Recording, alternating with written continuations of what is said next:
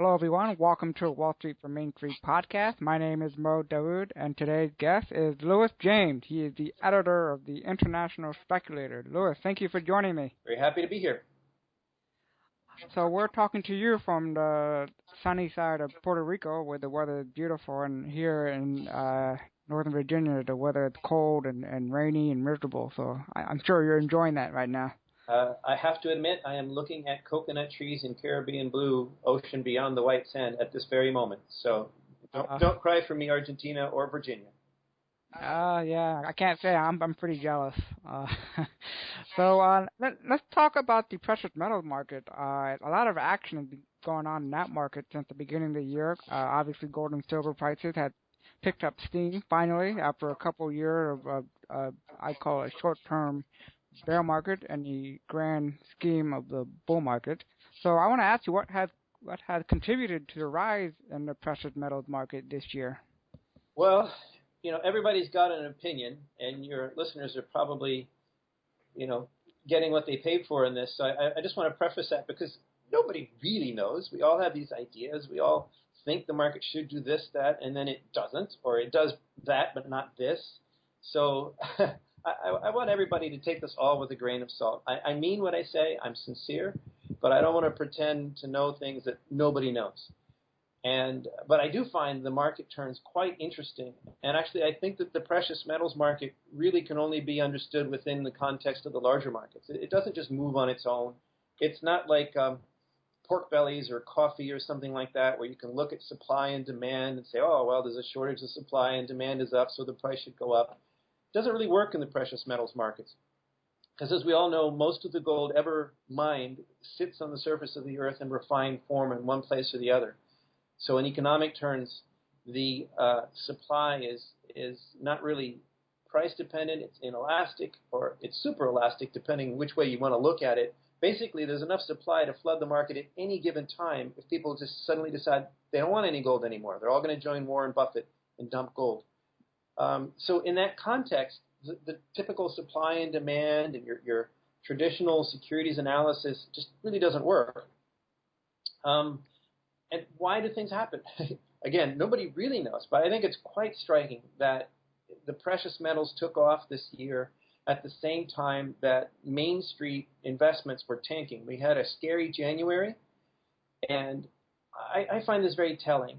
And one thing that I think is important and is worth your listeners considering is that we've been through an entire generation of financial types who never really thought about or cared about gold or silver or precious metals at all. They grew up at a time, and they grew into their own at a time in the financial world where these things were curiosities, oddities, barbarous relics, if you will, where Ben Bernanke can get on TV and say the only reason the Fed has any gold at all is just tradition and not be laughed off the stage, right? People actually accepted that. That made sense to them. Despite the obvious absurdity of such a statement. So in this context, the fact that, say, the crash of 2008 and much of what we've been through at the dawn of this millennium caught people by surprise is understandable. The people in Wall Street were not educated about precious metals. They didn't really believe in the safe haven value of gold and silver. It wasn't part of their experience. It wasn't what their teachers taught them. It wasn't something that ever mattered in their young financial lives. And the old-timers had been burned by commodities. But then 2008 happens, and all these people who didn't believe in gold missed the phenomenal rally from 2009 to 2011, where so much money was made in precious metals. And nobody gets left out of such a big money-making experience like that, and nobody in the financial world, and fails to remember that lesson. At the same time, the world is scary. We live in a world where General Motors can go bankrupt, where the Lehman Brothers fiasco can bring the whole financial structure of the world close to paralysis, and things that have been done since then by wacky governments getting just crazier and crazier. Negative de facto interest rates and negative nominal interest rates are just insane examples of the panic that we see from the official sector. So I'll wrap this up. I've been going on, but I think this all fits together. What I'm saying is that I think that the sort of mainstream financial world understands that their world is very shaky. As long as the party goes on, they're there, they keep doing what they're doing, but they're aware that it's shaky. They know, and they know that the bull market on Wall Street is very long in the tooth. And there's a sense of, if not panic, there's a sense of, itchy trigger fingers of not wanting to be the last one out of the door when it seems clear that markets have turned. And I think that's what we saw in January. And we saw intervention, we saw that turn around, but we saw clear signs that a lot of mainstream people were itchy and ready to pull the trigger on mainstream investments. And that, of course, had an impact on safe haven assets like gold and silver. And I think that's why the precious metals have done, or a large part of why the precious metals have done so well this year, is people are nervous, and a lot of people who wouldn't previously have thought about gold and silver are now thinking, well, you know what? A little gold and silver in my portfolio could be a smart thing to do right now. And then, looking back at the rally we had in gold and silver before the 2012, 2011 downtrend, a lot of people were predicting that gold and silver would go, $5,000 for gold, $100 for silver. And yet, gold had been going up for, I think, 11 or 12 straight years. So it was due for a correction, because nothing goes up in a straight line in the world of finance and investment. So it had to take a break eventually. Yeah, I quite agree. And if you can pull back and look at things in the big picture, and I know that's hard. If you've just been through 4 years of bear market, that's painful for everybody, myself included. But if you can pull back at the big picture, well, we had a gold rally truly for the record books. So some correction, it only made sense. And, a correction for the record books was actually par for the course at that point. Painful, but not surprising in hindsight. I wish I could have known how long it had been, how deep it would go. But the fundamentals were always on our side. And, if governments hadn't done some of the crazy things that they've done, I think it wouldn't have lasted as long as it did.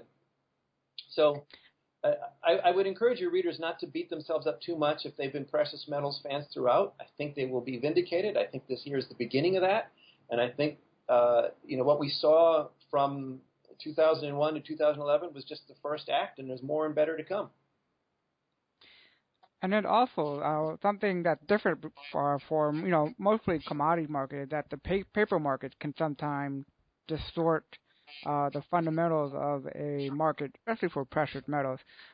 During the downturn between 2009 and up to now, a lot of central banks and investors all around the world were buying gold and silver like crazy, and we're reading articles and seeing news saying that there's a supply crunch in gold and silver, and yet the prices continue to stay low. And it took a while for the prices to go back up, but so far this year it's looking good. Yeah, I think that's a really key point. And it was interesting. Every time we had, since 2011 when the retreat started, every time gold fell off a cliff, it seemed there were all these people, all the pundits predicting, oh, that's it, it's going down to 1,000, it's going down to 700. I mean, we don't want to mention anybody like Harry Dent, but, there are people we won't mention like Harry Dent, who are still predicting really outrageously low prices for gold and silver. But every time we saw one of these big retreats, we saw huge physical buying. The physical market stepped in and said, oh, this is an opportunity. And we saw that every step along the way. And that it tells you something about the real market, and it tells you something about the distance from that real market that the paper market is. And in this context, I think it's phenomenally good news that the Chinese are stepping up to the plate here. The Shanghai Gold Exchange not only trades physical gold. I mean, it's none of this rolling over paper contracts forever and never taking delivery.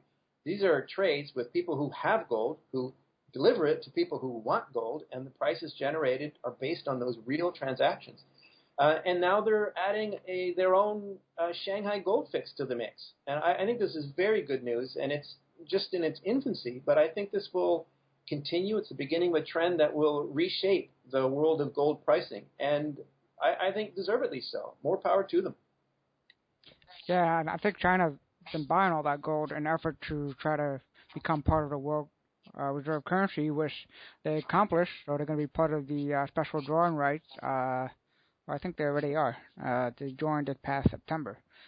So I think buying all that gold was part of the reason, or their one step into becoming a world reserve currency.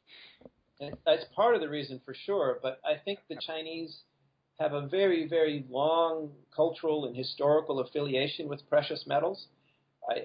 In everywhere you go in China, things that have any how to say this? It's not just a matter of faith. It's deeper than that. But any good restaurant or any restaurant that wants to appear good, or hotel or house or rickshaw, it's decorated in red and gold. And, this is how you show power, not just prosperity, but power and projecting yourself and your family's worth into the future. Gold is very, very important over there. And yes, there's been all this money going into real estate, and we hear about the ghost cities and all this stuff. But the fact that the Chinese economy has been shaken this year and still has a lot of trouble to sort through is actually very bullish, even more bullish than it's been for gold already. You talked about official sector buying of gold, but let's not forget the private sector buying of gold. Chinese people have been buying gold left and right, and if their confidence in real estate, the other major form of savings that they is shaken, I think a lot of that savings will shift to gold, and you could see that just blow the lid off the gold market. Right. So do you think we're entering a new phase in the bull market?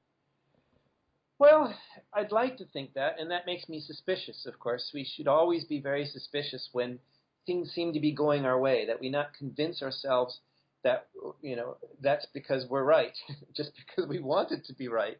We should try to be objective, scientific, if you will, about everything. There's a lot that the central banks of the world could do to try to derail things, and they might. So nothing is for sure. But it's clear that some things have changed. The physical market is still there. The buying we talked about on the way down, that's still there. Plus, you also have this mainstream awareness. I think it's very significant that there's people on Wall Street who now understand and value the safe haven aspect of gold and silver that were not there before. These people have received an education, and I think they'll deploy it the moment the conditions seem right to them. So could go our way. It could be dramatic, and it could be soon, but I don't want to promise that. The market will do what it wants to do when it wants to do it, not when we want it to do it. Yep, I agree. So you travel all around the world looking at mines, visiting management from different mining companies for gold and silver and other commodities. So I wanted to talk about the sentiment and the mood for the precious metal mining company that you have visited.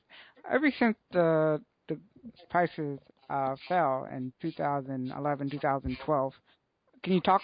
Could you give us any insight or any experience regarding that? Yeah, I think the uptick is quite visible, and people were really pulling in their horns. Companies stopped spending money on exploration, and I don't just mean the majors. A lot of the juniors went into keep the lights on mode. There was a few profitable producers that were profitable even down close to $1,000, and they kept on going. And there were a few companies that had projects that were arguably profitable even down at those levels. They were able to raise money and keep going. But there was a very small handful of companies. Almost everybody else, really tightened up the controls on the spending and went into survival mode. And there's absolutely a visible turnaround of that. You can see it in the field. You can see geologists going back out where they were staying at their taverns before. You can see it in Vancouver and on Bay Street in Toronto. The financings are coming back. People are saying, okay, well, the market's heating up. Let's raise some money here. Let's get back to work. You can see it in the news flow. You can perhaps even see it in the M&A activity picking up. The reservoir deal with Nevson was a real eye-opener. Goldcorp buying Kaminak up in the Yukon is another real sign of the times.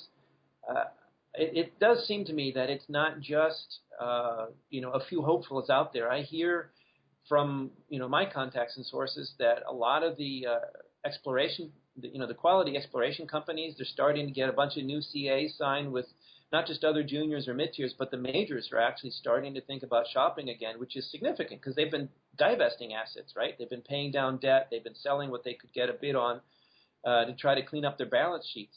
So to see them actually thinking even about going shopping again is quite a shift. So, so looking back now, do you believe, in general, how do you think the companies have been weathering the storm? Have they learned anything from this short-term bear market, or do you think they're going to go back to, doing the same thing where, burning cash, try to get these mines online as soon as possible? I'd love to say that I think they've learned something, but a lot of people never really seem to. And all I can really say is, caveat emptor. Due diligence will never go out of style, will never become unnecessary. A rising tide will lift all ships to some degree, but the ones with holes in their hulls will sink, and you need to be careful, and you need to go inspect them. You need to make sure you're not betting on a leaky ship. Yeah, I noticed that. I noticed that the management for mining company don't leave them any wiggle room. Don't leave any wiggle room in their business model, just in case there's a collapse or a bull market in the precious metals market. They just try to get these mines online as soon as possible. Yeah, and start producing. We can spend a lot of time beating up on management of the various companies and what they did wrong. But on the other hand, I think shareholders, to be honest, they need to look in the mirror and say, well, what did I require of management? And if shareholders were saying, book more ounces now, I don't care what it costs, or if shareholders are saying, ramp up production now, I don't care how profitable it is. I mean, if your shareholders were thinking gold was going to $5,000 or $10,000 an ounce tomorrow, and they were telling management, you increase production now, I don't care if it costs you more than gold is selling for now, you can't entirely blame management for listening to their bosses. That is a good point. Now, you have a criteria that you use when you analyze mining companies. I don't know if you want to, but do you care to share your criteria with our audience? Yes, we call it the 8 Ps of resource stock evaluation. It's a Doug Casey formula, my friend, my mentor, my boss. We're actually in the process of changing it to 9 Ps. See if I can spiel this off without stumbling. It's people is the first P, projects, politics, financing, promotion is a good P, price, and paper and financing. And then the new P is pitfalls, and I didn't tick them off my fingers, so I'm not sure if I got them all, but there they are. What we always talk about the pitfalls, but we've decided that it's really important to focus on potential pitfalls right up front so that people who speculate on various investments do so with their eyes open. There's a free report on our website, which is, of course, caseyresearch.com, CASEY research.com, and under the resources tab, there is a free report called the 8 Ps of resource stock investment, and that's free for anybody who wants to download it. That's my guidebook in the field. That's Doug Casey's 30 years of experience and wisdom distilled into my marching orders. Okay, yeah, and I've seen videos on YouTube regarding your 8 Ps a few years ago, so if people want to check that out, I recommend they do so. I want to talk about the capital market for the mining sector. Now, when the bear market happened for gold and silver, one of the fallback for a lot of the mining companies was a lack of access to capital. Now, do you think that has improved this year for the miners, especially the junior miners, or are they still scrapping at the bottom of the barrel? Well, there has been, and maybe it's a good thing that, as you say, they were scraping the bottom of the barrel, and there has been this difficulty of having access to capital because it really separated the haves and the have-nots and the people with projects of real merit that could interest capital even in the bear market. And so those guys are going into this upturn not scraping the bottom of the barrel, not running on fumes. They have budgets. They've got drills going or about to get going this summer. And you'll see that. And that's a very good thing. And your listeners that may be one of even the easiest first questions to ask. Look at a stock. what's their treasury? If they've got money already going into this, well, maybe they were one of the better companies because people were willing to fund them even when the market was down. But yes, to your question, there's been a turnaround. I think not only is there more capital for the big companies, I think they're going to see more interest. I think you're going to see it for the little guys too. As I said, we've seen financings picked up. It'll be interesting to see exactly what the majors do. They have put a lot of effort and made painful decisions to clean up their balance sheets, and we don't want them to go crazy on new debt after they just try to reduce all that. But I think having done that and having the market rally, I think it will be easier for them to land big packages if they need them and if they're obviously value adding or accretive. Now, I want to get your thoughts on the royalty and streaming companies such as Silver Wheaton, Sandstorm, and Royal Gold, and etc. I think those are the companies that weathered the storm pretty well during the bear market. But I just want to get your thoughts on investing in those type of companies. Yeah, we like those a lot.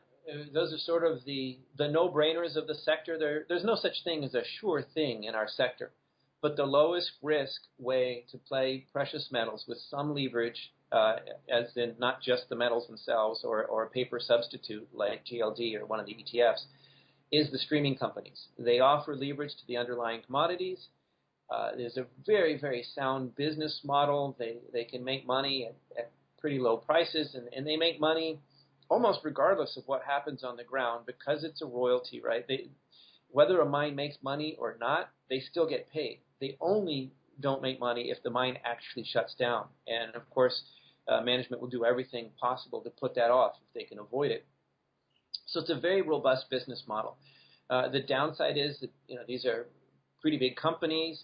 They can rise and fall, but it's a very, very rare circumstance to see them rise and fall by really large margins. So, from the bottom, a lot of the big companies have doubled. And that's really exceptional. That very, very rarely happens. And it's already happened. So I wouldn't expect it to happen again anytime soon. Whereas your smaller companies, your higher risk plays, they have greater potential to double, triple. And if you go down in the food chain to your little nano caps, your exploration companies, you can be looking at 10 baggers or more. If a little company that has nothing makes a significant discovery, the change in real value is enormous. So we love the streaming companies. We have them in our portfolio, but our readers mostly are looking for a little bit more return than just the biggest, safest plays provide, and that's why we look at other layers too. Yeah, a lot of people looking for home runs in that sector, and it's very hard to find them. So people got to be careful. I agree, and also during the bear market, the streaming and royalty companies are able to take advantage of low prices by making pretty good deals with all the companies that dying for cash and capital. Absolutely. So we saw a lot of that. The landmarks deal that Silver Wheaton and Franco-Nevada pulled in with the majors. I mean, those are spectacular deals that they couldn't have gotten during a bull market, and should pay off in spades going forward. So that's one of the other things about investing in those type of companies. The bear market is actually somewhat of an advantage for them, even though their stock price still goes down. So we also get a lot of questions from our Main Street investors on wanting to invest in the mining sector. So I wanted to ask you if you have any advice or tips you want to give them for people that want to start investing in the mining sector, or maybe they want to restart after maybe they had a bad luck once they invested when gold and silver was at the all-time high and they lost all their money. So do you have any advice or tip you want to give to our Main Street investors?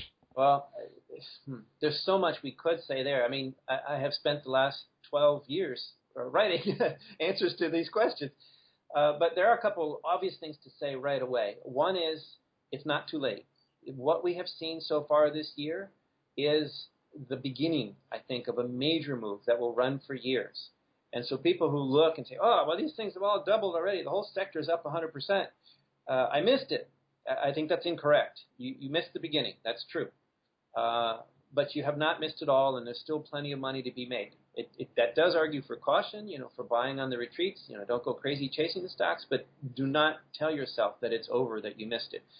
Our sector is famous for multiples of change in value, so don't write it off. The second thing is that you really have to start by looking in the mirror and asking yourself, what kind of investor are you? What kind of speculator are you? Are you comfortable with that word speculation at all? Because even the biggest companies in our sector, the Barricks of the world and so on, they are speculative. The underlying commodities are so volatile that traditional gram dot analysis, even of those bigger players, just doesn't apply. So you have to be able to honestly say, I'm willing to take some risk here. I'm willing to make some losing bets and understand that my winners will make more than I lose and amortize the difference, as Rick Rule likes to say. So that's crucially important. And if you're more on the cautious end of the spectrum, the royalty companies we were just talking about, that's the obvious place to start. Maybe the biggest and most stable of the producers would be the next place to start. If you want to mix, you could reach down the food chain to the mid-tiers or the profitable juniors.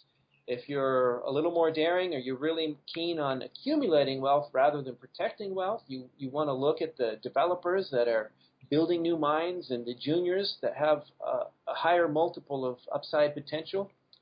And if you really want to swing for the bleachers, if you want to try to hunt for those elusive 10-baggers, you really have to understand that you will lose money on more of your picks than you will win money.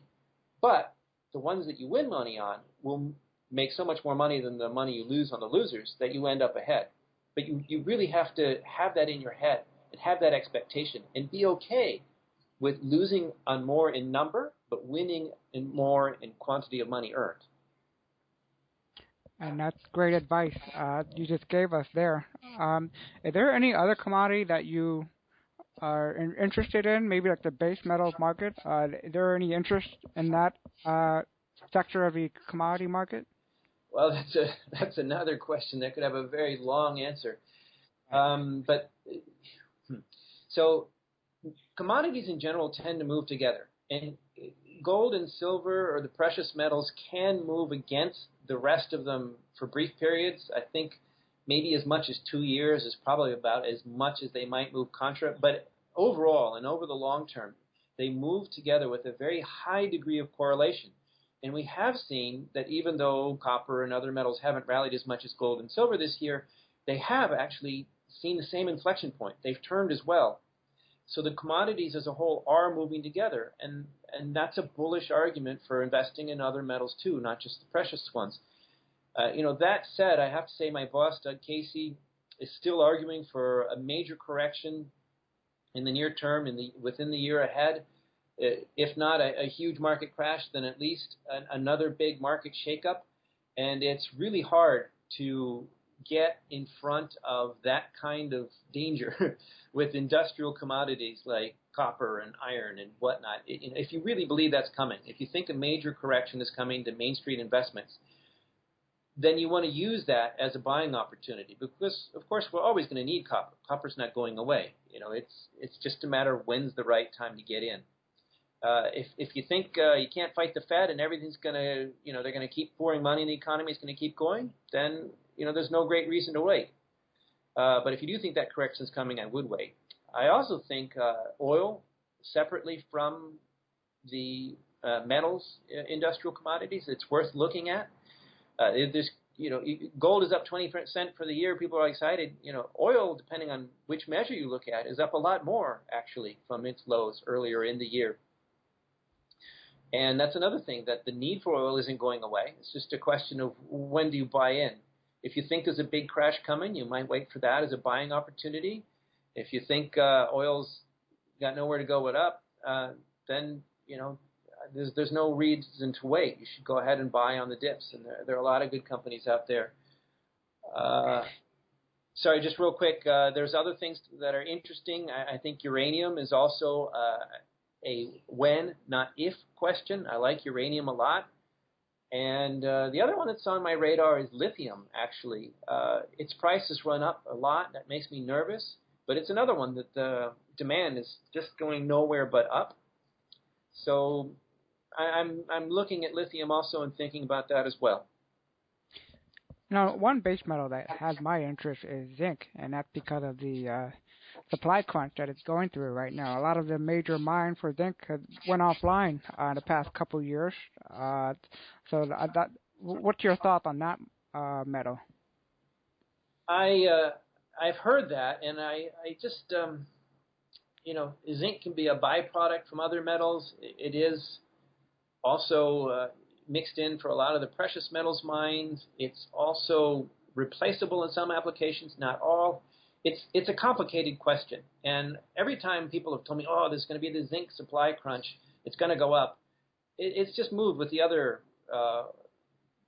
industrial metals in whole. I mean, not lockstep, but it tends to move with the other commodities. So my feeling is bullish for all industrial metals, but again, I'm concerned about a major market correction in the near term, basically whacking them all.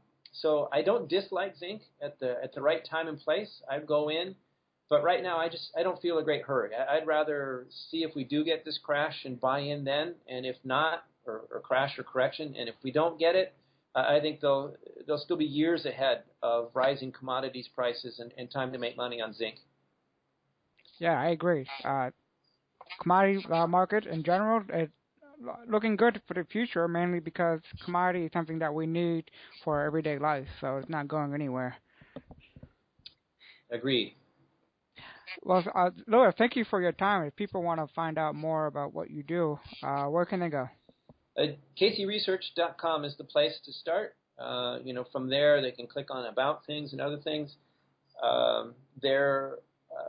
I'm not allowed to correspond with readers for legal concerns, but people can also write to resources@kcresearch.com, just the word resources@kcresearch.com, and customer service can handle things. And I may be able to.